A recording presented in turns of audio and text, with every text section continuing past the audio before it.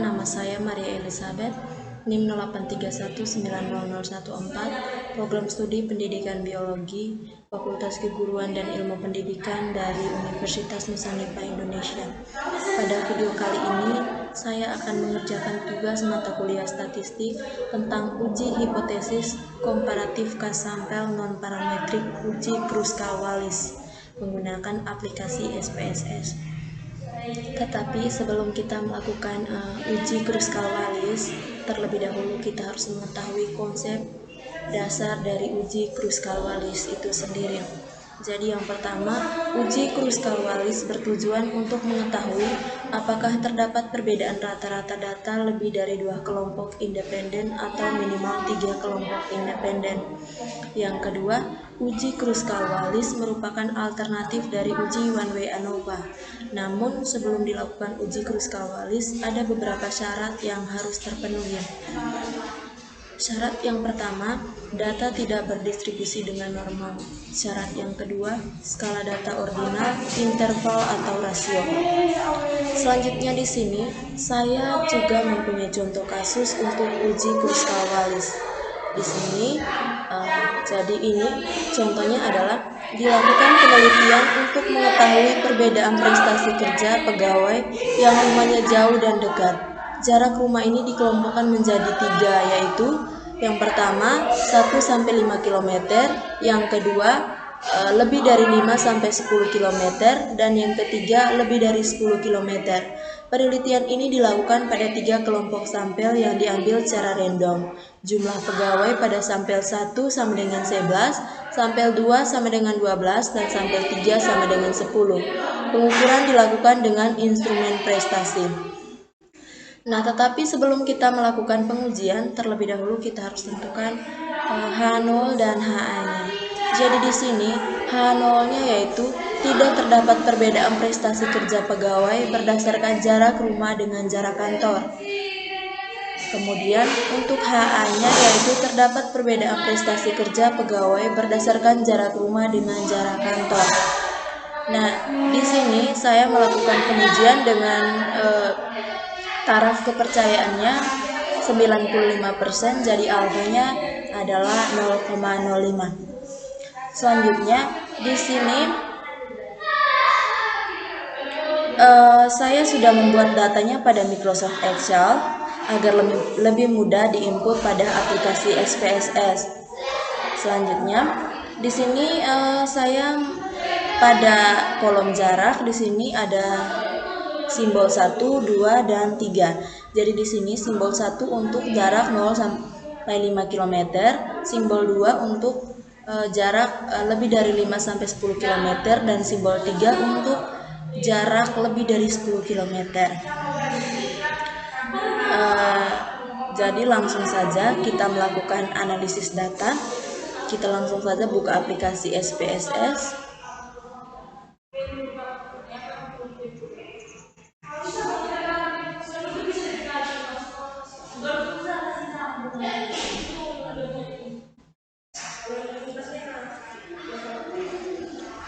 Jadi ini adalah tampilan awal dari SPSS-nya. Jika sudah, kita langsung klik pada variabel view. Nah, pada variabel view ini di kolom name yang pertama kita tulis X, dan yang kedua kita tulis Y.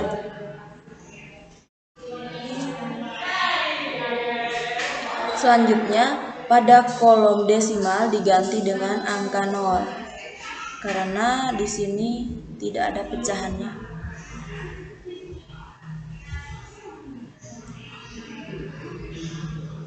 Kemudian pada label untuk baris pertama ditulis jarak,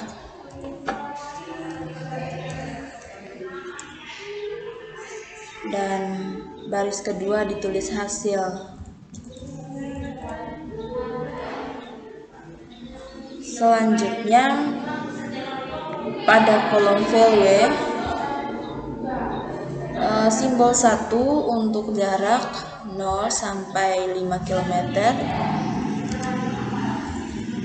add, kemudian simbol 2 untuk jarak lebih dari 5, lebih dari 5 sampai 10 km, kita add. Kemudian simbol 3 untuk lebih dari 10 km, kemudian kita add lalu oke. Selanjutnya kita langsung saja klik data view. Setelah itu, jika sudah, kita langsung copy saja data yang sebelumnya sudah saya buatkan pada Excel.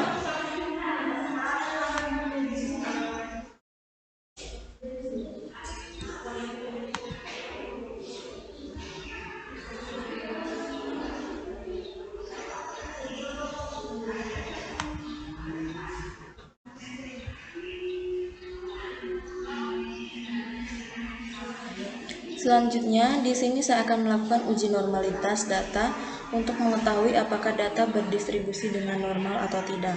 Apabila datanya normal, saya akan melakukan uji statistik parametrik, yaitu menggunakan uji one-way ANOVA untuk menjawab hipotesis peneliti.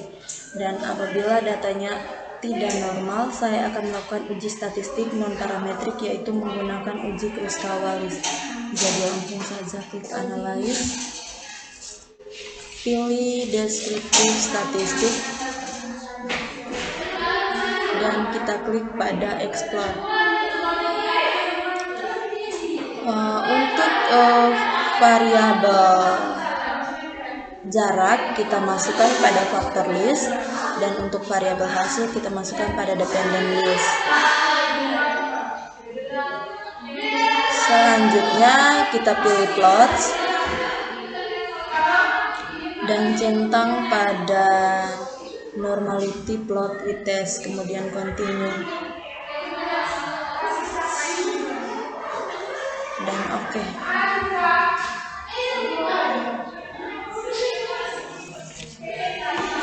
Jadi di sini hasilnya sudah keluar. Case processing summary kita abaikan saja, descriptive juga kita abaikan saja, langsung kita lihat pada test of normality.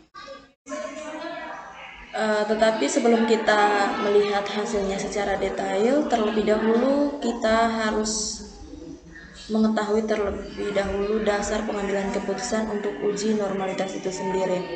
Jadi, jika nilai sig lebih besar dari 0,05, maka data berdistribusi dengan normal.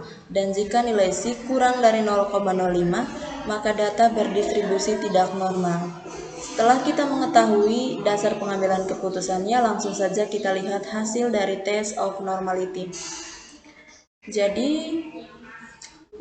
nilai sig dari jarak 0 sampai 5 km yaitu 0,386. Selanjutnya nilai sig dari jarak lebih dari 5 sampai 10 km yaitu 0,560. Selanjutnya yang terakhir nilai sig dari jarak lebih dari 10 km yaitu 0,831. Nah, jadi di sini ketiga jarak rumah dengan kantor memiliki nilai sig lebih besar dari 0,05. Maka ditarik kesimpulan bahwa data berdistribusi normal. Jadi, setelah kita mengetahui bahwa datanya berdistribusi normal, maka kita tidak bisa melakukan uji Kruskal-Wallis, tetapi kita melakukan uji one-way ANOVA untuk bisa menjawab hipotesis peneliti. Langsung saja kita minimize dulu hasil test of normality-nya. Kita klik pada Analyze, kita pilih Compare Means, dan kita klik pada one-way ANOVA. Nah, di sini untuk variabel jarak kita masukkan pada kolom faktor, dan variabel hasil kita masukkan pada dependent list. Selanjutnya kita klik post hoc. Post hoc ini kita centang pada 2K, kemudian continue. Kita klik pada option, kita centang pada deskriptif dan homogeneity of variant test, kemudian continue, lalu oke.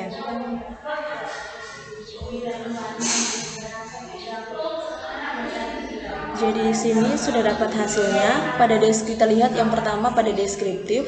Jadi pada deskriptif ini nilai rata-rata dari jarak 0 sampai 5 km yaitu 75,00. Kemudian nilai rata-rata dari jarak lebih dari 5-10 km yaitu 72,92. Selanjutnya nilai rata-rata dari jarak lebih dari 10 km yaitu 70,60. Selanjutnya kita lihat pada test of homogeneity of variance. Nah, di sini diperoleh nilai signifikansinya yang pertama 0,690. Kemudian untuk jarak yang kedua diperoleh nilai signifikansinya 0,858 dan yang ketiga diperoleh nilai signifikansinya 0,859.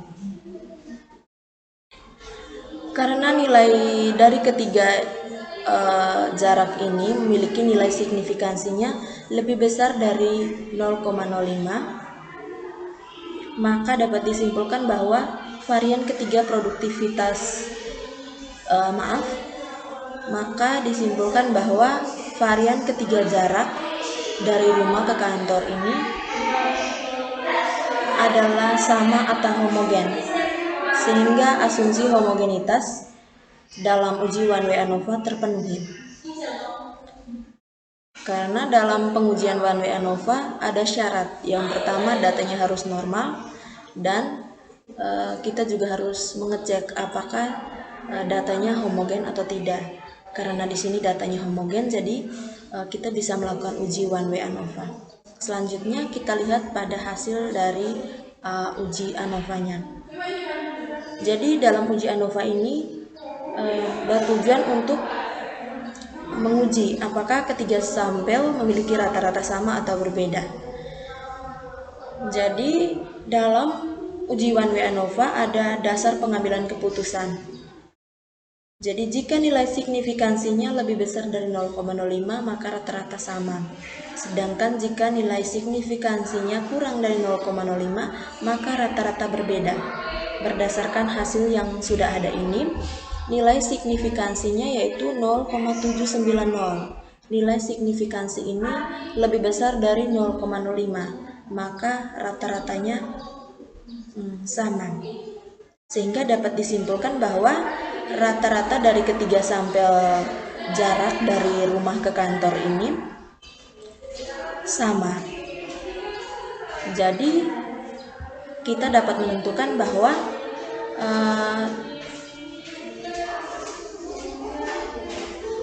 tidak terdapat perbedaan prestasi kerja pegawai berdasarkan jarak rumah dengan jarak kantor. Jadi untuk soal yang ini, hipotesis nolnya diterima dan hipotesis A-nya ditolak. Atau H0-nya diterima dan HA-nya ditolak. Sekian dari saya, terima kasih.